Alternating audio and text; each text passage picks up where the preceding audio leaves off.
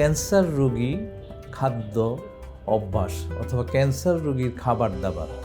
কারণ ক্যান্সার রোগীরা সাধারণত তাদের ইমিউনিটি কম থাকে, ইমিউনিটির দিক থেকে দুর্বল থাকে।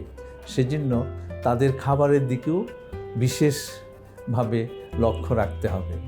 যেমন ব্যালেন্স ডায়েট বা সুষম খাবার, আমিষ, শ্বেতসার, চর্বি জাতীয় খাবার, ভিটামিনস, মিনারেলস সব কিছু যাতে একটা সুষমভাবে খেতে পারে, এবং এই খাবারের মাধ্যমেও রোগীর ইমিউনিটিটা বৃদ্ধি পাবে এবং ক্যান্সার চিকিৎসার সুফল পাওয়া যাবে।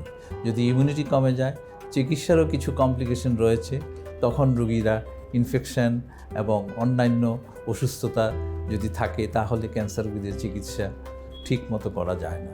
কাজেই ক্যান্সার অ্যান্ড ডায়েট অর্থাৎ খাদ্য ও ক্যান্সার রোগী এটা একটা ইম্পর্ট্যান্ট ফ্যাক্টর, যে আমরা রোগীদের খাবার দাবার কীভাবে তাদেরকে খাবার দাবার দিতে পারি সেটা।